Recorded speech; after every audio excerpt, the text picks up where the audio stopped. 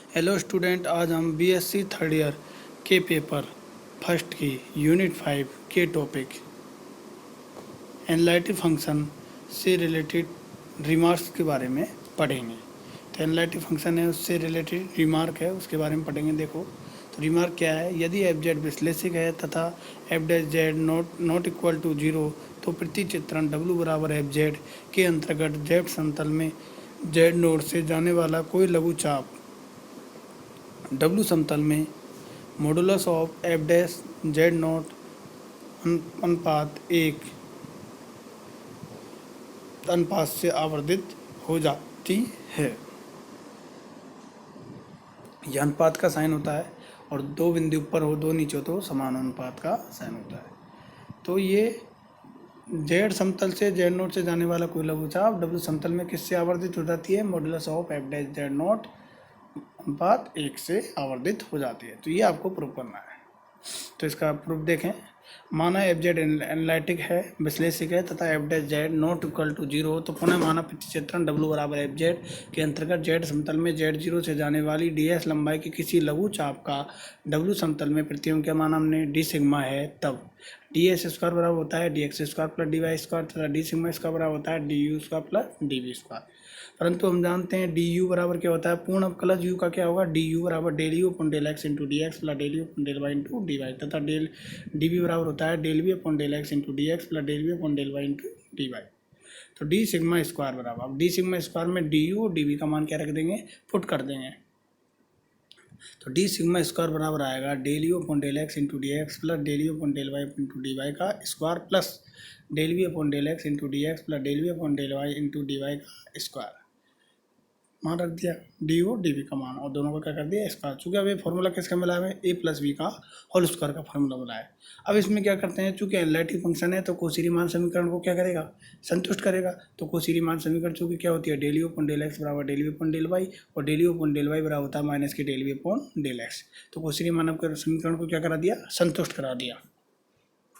तो बराबर del you upon del x into D X और del you upon del Y की जगह लिख दिया माइनस की del we upon del x into D Y का square plus del we upon del x into D x plus del we upon del Y की जगह लिख दिया del you upon del x into D Y का square. तो बराबर हमें क्या प्राप्त होगा, बराबर del you upon del x का, अब चूँकि डी एक्स चूँकि ए माइनस बी का होल स्क्वायर बन गया, ए बन गया ए प्लस बी का होल स्क्वायर। तो खोलेंगे जब ए माइनस बी का स्क्वायर कैसे खुलेगा, A square plus B square minus two A B और ए प्लस बी का होल स्क्वायर खुलेगा तो कैसे खुलेगा, A square plus B square plus two A B. चूँकि टू ए बी में समान टर्म है लेकिन साइन क्या है, चेंज, एक में प्लस है एक में माइनस। तो टू ए बी वाली जो टर्म है वो क्या हो जाएगी, कैंसिल हो जाएगी और डी एक्स स्क्वायर कॉमन लेंगे तो क्या बनेगा, del you upon del x का square plus del we upon del x का स्क्वायर, ये डी एक्स स्क्वायर प्राप्त होगा। और इसी प्रकार हम del D Y square common लेंगे तो क्या प्राप्त होगा हमें, del we upon del x का square plus del we upon del x का स्क्वायर। तो ये कॉमन आ गया तो क्या प्राप्त होगा, बराबर del we upon del x का square plus del we upon del x का square into D x square plus D Y square. चूँकि D x square plus D Y square का मान किसके बराबर है, डी एस स्क्वायर के। तो डी सिग्मा स्क्वायर बराबर प्राप्त हुआ, चूँकि del you upon del x plus del we upon del x का मान चूँकि एफ जेड बराबर होता है यू प्लस आयोटा बी। तो एक्स के सापेक्ष इसका क्या करेंगे हम, डिफ्रेंसिएशन करें तो एफ डैश जेड बराबर होगा del you upon del x plus iota into del we upon del X. तो इसका आप क्या लें, हम मॉडुलस लें तो modulus of F dash Z बराबर होगा square root of del you upon del x का square plus del we upon del x का स्क्वायर। और चूँकि हमें इसका मान क्या लगाना है, स्क्वायर रूट में नहीं है तो इसका क्या करते हैं, स्क्वायर कर दे। तो del you upon del X square plus del we upon del x का स्क्वायर का मान क्या किसके बराबर होगा, modulus of F dash Z का square into D S square. तो implied at D sigma square upon D S square बराबर प्राप्त हुआ modulus of F dash Z का स्क्वायर। अब इसका क्या ले लेते हैं, वर्गमूल ले लेते हैं। तो वर्गमूल लेंगे तो क्या प्राप्त होगा, डी सिग्मा अनुपात डी एस बराबर होगा modulus of F dash Z अनुपात 1। तो d sigma upon D S का मान किसके बराबर हो गया, modulus of F dash Z बटे 1। तो यही आपको क्या करना था, प्रूव करना था। जो रिजल्ट आपको प्राप्त हो गया था, किसी अनुकोण प्रक्षेपण डब्ल्यू बराबर जेड के अंतर्गत जेड समतल में जेड नोट से गुजरने वाली कोई लघु चाप डब्ल्यू समतल में modulus of F dash Z अनुपात 1 अनुपात से आवर्धित हो जाती है। तो जो रिजल्ट आपको प्रूव करना था वो आपको प्राप्त हो गया। इसके बाद अगला टॉपिक है हमारा क्रांतिक बिंदु, क्रिटिकल पॉइंट। ऐसे बिंदु जेड नोट जहाँ एफ डैश जेड नोट बराबर 0 हो तो क्रांतिक बिंदु कहलाते हैं। जहाँ पर एफ जेड का मान क्या, एफ डैश जेड का मान क्या हो, 0 हो, जैसे कोई भी बिंदु हो उनका मान रखने पर एफ डैश जेड का मान क्या हो जाए, जीरो। तो जेड नोट के लिए बात कर रहे हैं तो f dash z not equal to क्या हो, जीरो। तो बिंदु क्या कहलाएंगे, क्रांतिक बिंदु या क्रिटिकल पॉइंट कहलाते हैं। इसके बाद हमारा अगला टॉपिक है transformation which are isogonal but not conformal. तुल्यकोणीय प्रतिचित्रण जो कि अनुकोण प्रतिचित्रण नहीं है। कुछ प्रतिचित्रण ऐसे होते हैं जिनके अंतर्गत कोण का परिणाम तो नहीं बदलता परंतु दिशा बदल जाती है, तो वो क्या कहलाते हैं, तुल्यकोणीय प्रतिचित्रण कहलाते हैं। उदाहरणतः डब्ल्यू बराबर जेड जेड बार के अंतर्गत प्रत्येक बिंदु वास्तविक रेखा के सापेक्ष प्रतिबिंब बिंदु से प्रतिचित्रित होता है। परिणामतः प्रतिचित्रण में कोण का परिणाम तो नहीं बदलता परंतु क्या हो गई, दिशा बदल गई। चूंकि जेड बराबर होता है एक्स प्लस आयोटा बाई, उसमें हो गई एक्स माइनस आयोटा बाई, तो दिशा क्या हो गई, चेंज हो गई। परिणाम तो नहीं बदला परंतु दिशा क्या हो गई, बदल जाती है। ये डब्ल्यू बराबर एफ ऑफ जेड बार रूप के प्रत्येक प्रतिचित्रण के लिए सत्य है, जहाँ एफ जेड क्या है, विश्लेषक है। वास्तव में ऐसा प्रतिचित्रण दो प्रतिचित्रण होते हैं, एक्स बराबर जेड बार और डब्ल्यू बराबर एफ एक्स का संयुक्त प्रतिचित्रण होता है। तथा डब्ल्यू बराबर एफ जेड बार एक तुल्यकोणीय प्रतिचित्रण है, अनुकोण प्रतिचित्रण नहीं है, क्योंकि इसमें परिमाण तो नहीं बदल रहा कोण का, लेकिन क्या हुई, दिशा चेंज हो गई। इसलिए क्या है, तुल्यकोणीय प्रतिचित्रण है, अनुकोण प्रतिचित्रण नहीं है। जैसे बता दिया जेड बराबर होता है X plus iota Y, Z bar बराबर एक्स माइनस आयोटा बाई, तो जेड दिशा क्या हो गई, चेंज हो गई। इसलिए आइसोकोनल क्या है, मैपिंग है, प्रतिचित्रण है। इसके बाद हमारा अगला टॉपिक है वृत्त, सर्किल के बारे में पढ़ेंगे। यदि ए कोमा सी कोई वास्तविक अक्षर, एल्फा कोई सम्मिश्र अक्षर तथा जेड सम्मिश्र हो तो समीकरण ए Z Z bar plus alpha बार जेड बार प्लस सी बराबर जीरो एक वृत्त या सरल रेखा को व्यक्त करता है। या तो एक वृत्त को व्यक्त करता है या सरल रेखा को व्यक्त करता है, जबकि alpha into alpha bar greater than A सी।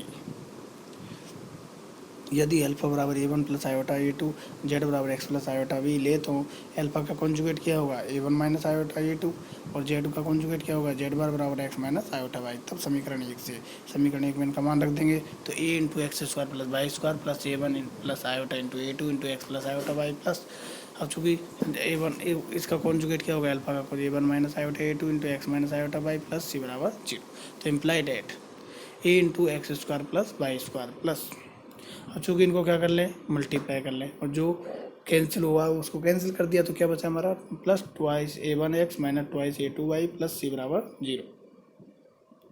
तो ये किसकी इक्वेशन प्राप्त हुई, एक सर्किल की इक्वेशन, जो कि एक वृत्त की समीकरण है। इस वृत्त का केंद्र, पहले केंद्र निकालने का तरीका क्या है, सबसे पहले एक्स स्क्वायर वाई स्क्वायर के को जो गुणांक है वो क्या होना चाहिए, इकाई होना चाहिए उसका। तो ए का भाग दे दिया, किसका भाग दे दिया, ए का भाग दे दिया। तो और इसके बाद एक्स के गुणांक का आधा, फिर उसका साइन चेंज कर दो, तो केंद्र बराबर होगा minus A one upon A coma A two upon A, तो बराबर केंद्र प्राप्त हो गया। कॉम्प्लेक्स रूप में लिखने का तरीका क्या है, माइनस ए वन अपॉन ए, है ना, ये क्या गया, आपका केंद्र प्राप्त हो गया। इसके बाद minus A one upon A plus iota into A two upon ए, और माइनस कॉमन लेने क्या बचेगा, A one minus iota A two upon A one minus iota A two किसके बराबर है, अल्फा बार के, माइनस के अल्फा बार अपॉन ए। तो ये क्या प्राप्त हुआ, सेंटर। तथा त्रिज्या क्या प्राप्त होगी, त्रिज्या बराबर होती है केंद्र का दोनों इनका स्क्वायर माइनस सी, बराबर A one square plus upon A square plus A two square upon A square minus C. अब क्या ले लिया हमने, ए स्क्वायर कॉमन ले लिया, ए कॉमन ले लिया, ए स्क्वायर कॉमन ले लिया, के स्क्वायर कॉमन ले लिया, तो क्या बचा, A one square plus A two square minus A C upon A square, तो बराबर A one square plus A two square बराबर किसके होगा, alpha into alpha bar minus ए सी अपॉन ए स्क्वायर। तो क्या प्राप्त हुई, रेडियस। तो किसी वृत्त की केंद्र और रेडियस कैसे ज्ञात करते हैं, मैंने आपको बता दिया। वृत्त की रेडियस कैसे ज्ञात करते हैं और केंद्र कैसे ज्ञात करते हैं, ये आपको मैंने बताया,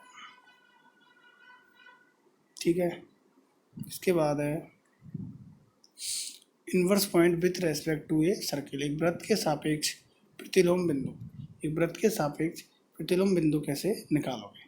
कोई वृत्त है उसके सापेक्ष आप प्रतिलोम बिंदु कैसे निकालोगे, क्योंकि यहाँ पे सी नहीं है, सी की जगह कितना है, सी अपॉन ए, ध्यान रखें, चूंकि एक का भाग दिया है इसलिए ध्यान रखें आप, ठीक है। एक वृत्त के सापेक्ष प्रतिलोम बिंदु, मान लीजिए ऐसे एक वृत्त है, जो फिगर दे रखा है, ये ऐसे क्या एक वृत्त है जिसका केंद्र सी है तथा त्रिज्या कितनी है, आर है। सी के संरेख कोलिनियर दो बिंदु ए तथा बी इस वृत्त के सापेक्ष प्रतिलोम बिंदु कहलाते हैं यदि सी ए इंटू सी बी बराबर कितना हो आर स्क्वायर हो, सी ए इंटू सी बी बराबर कितना हो आर स्क्वायर हो। मान लीजिए वृत्त का समीकरण है A into Z bar plus alpha bar Z bar plus C बराबर 0। इसको इक्वेशन नंबर 2 दे दिया और सी इंटू सी बी स्क्वायर बराबर आर स्क्वायर जो प्रतिलोम बिंदु के लिए शर्त है उसको मैंने इक्वेशन नंबर 1 दे दिया, जहाँ ए कोमा सी वास्तविक अक्षर है तथा एल्फा सम्मिश्र अक्षर है। तो चूंकि इस वृत्त का केंद्र, चूंकि मैंने पहले बता दिया था इस प्रकार की कंडीशन, ए और सी क्या हो वास्तविक अक्षर हो तथा एल्फा सम्मिश्र अक्षर हो, जेड क्या है सम्मिश्र संख्या है, जेड क्या है कोई सम्मिश्र संख्या है, जेड क्या है यहाँ पे कोई सम्मिश्र अक्षर है। तो इसके लिए मैंने सेंटर और लिखा था। इस वृत्त का केंद्र क्या होता है माइनस एल्फा बार अपॉन ए और रेडियस क्या होती है त्रिज्या बराबर होती है square root of alpha into alpha bar minus A C upon A square. ये मैंने पिछला जो आर्टिकल था उसमें सेंटर और रेडियस निकालना मैंने आपको बताया था। तो पुनः माना ए एवं बी क्रम से जेड तथा जेड डैश सम्मिश्र संख्याओं से निरूपित है। ए बिंदु है वो जेड सम्मिश्र संख्या से निरूपित है और बी है वो जेड डैश सम्मिश्र संख्या से निरूपित है। तो अब हम जेड एवं जेड डैश में संबंध स्थापित करें, इन दोनों में रिलेशन निकालेंगे। क्योंकि ए और बी वृत्त के सापेक्ष क्या है प्रतिलोम बिंदु है, अतः एक से ए और बी वृत्त के सापेक्ष क्या है प्रतिलोम बिंदु है, तो इसलिए सी ए इंटू सी बी बराबर कितना है आर स्क्वायर है, अतः इक्वेशन फर्स्ट से। तो सबसे पहले निकालेंगे सी ए क्या होगा जेड माइनस होता है सेंटर के कोऑर्डिनेट होते हैं, जेड माइनस सेंटर के कोऑर्डिनेट, तो जेड माइनस और सेंटर कोऑर्डिनेट कितने हैं minus alpha bar upon A, तो माइनस माइनस क्या हो गया प्लस हो गया, इसलिए क्या आ गया Z plus alpha bar upon A. तो ये तो क्या हो गया सी ए हो गई, सी ए डिस्टेंस होती है एक तरीके से, ये डिस्टेंस हो गई modulus of Z plus alpha bar upon A into C भी क्या होगी modulus of Z dash plus alpha bar upon A बराबर कितना है आर स्क्वायर। तो इक्वेशन नंबर क्या नाम दिया इसको, इक्वेशन नंबर 4 नाम दिया, क्योंकि वृत्त का केंद्र त्रिज्या को इक्वेशन नंबर 3 नाम दिया। तो इक्वेशन नंबर क्या प्राप्त हो गया सी 4 प्राप्त। परंतु सी कोमा ए कोमा बी एक ही रेखा में स्थित है, तो ये क्या है संरेखी है, इसलिए इनके आर्गूमेंट क्या होंगे बराबर हो गए। Argument of C B vector बराबर क्या होगा argument of C A vector. Implied that argument of C B vector का मान किसके बराबर है Z dash plus alpha bar upon A बराबर argument of Z plus alpha bar upon A. तो implied that argument of Z dash plus alpha bar upon A बराबर, चूँकि argument of Z हम जानते हैं, आर्ग्यूमेंट की जो प्रॉपर्टी हमने पढ़ी थी कोणांक की प्रॉपर्टी पढ़ी थी, आर्ग्यूमेंट ऑफ जेड बराबर होता है minus of argument of Z bar, minus of argument of Z bar. तो आर्ग्यूमेंट ऑफ जेड बराबर होता है minus of argument of Z bar. तो argument of Z dash plus alpha bar upon A बराबर होगा minus of argument of Z bar plus, अब इसका बार लेंगे तो चूंकि किसी का जेड बार का बार कितना होता है जेड कोई बार है उसका भी बार ले तो किसके बराबर होता है जेड के, तो एल्फा बार का बार किसके बराबर होगा एल्फा के, तो इसलिए क्या प्राप्त होगा प्लस एल्फा अपॉन ए। चूँकि ए क्या है कॉन्स्टेंट, इसका बार लेने से कोई फर्क नहीं पड़ता क्योंकि इसमें सिर्फ और सिर्फ कैसी है वास्तविक संख्या, बार किसको चेंज करता है सम्मिश्र संख्या को चेंज कर देता है, आयोटा का साइन बदल देता है, लेकिन ये तो क्या ए है इसलिए इसमें कोई फर्क नहीं पड़ेगा, इसलिए क्या प्राप्त हुआ प्लस एल्फा अपॉन ए।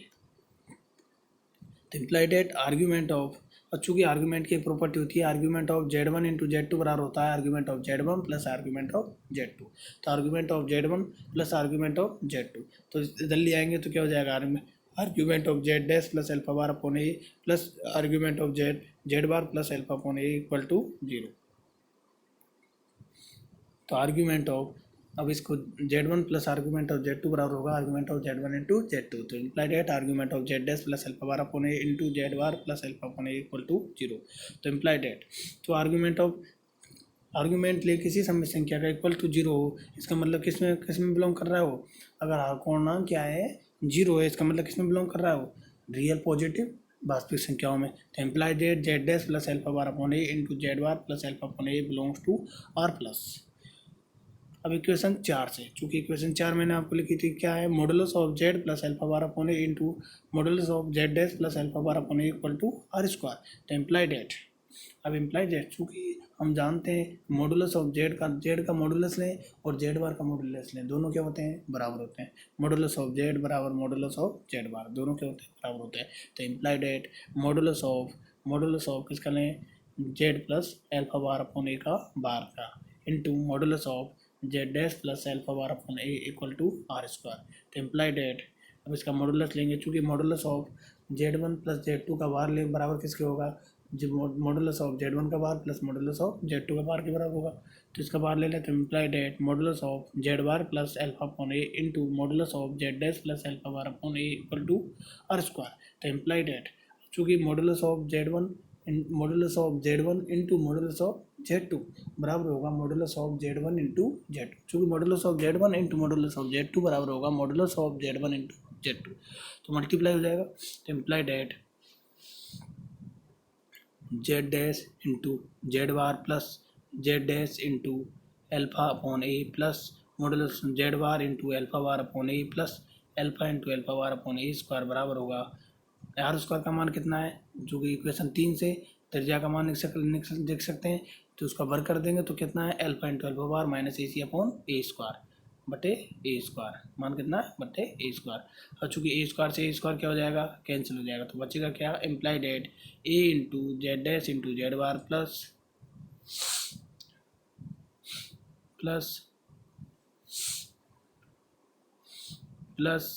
अभी देखो ए कैंसिल हो जाएगा, इससे क्या हो जाएगा, कैंसिल हो जाएगा। चूँकि इसमें ए स्क्वायर से ए स्क्वायर तो कैंसिल हो गया, दोनों साइड ए स्क्वायर कॉमन है। अल्फा इंटू अल्फा बार कैंसिल हो गया, कट गया, ठीक है। अल्फा इंटू अल्फा बार क्या हो गया, कैंसिल होके कट गया। तो प्लस तो ए इंटू क्या हो गया, ए इंटू देखो अब यहाँ पे हमने ए स्क्वायर कॉमन लिया है और ए स्क्वायर कॉमन लेंगे तो ए से ऊपर मल्टीप्लाई करेंगे। देखो ए से ऊपर क्या किया, मल्टीप्लाई किया। तो सबसे पहले अल्फा बार ए स्क्वायर क्या हो गया, कैंसिल हो गया, कट गया।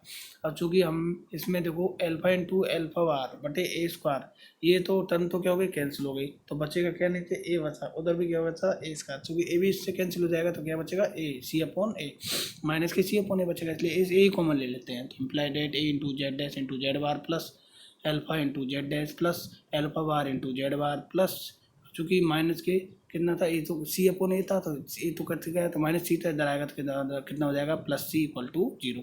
तो इक्वेशन नंबर क्या प्राप्त हुई, 5 प्राप्त हो गई, जो कि जेड तथा जेड बार जेड डैश के लिए, चूँकि वृत्त की इक्वेशन क्या मानी थी हमने देखे, A into Z bar plus alpha Z into alpha bar Z bar plus C बराबर 0, इक्वेशन नंबर 2 थी।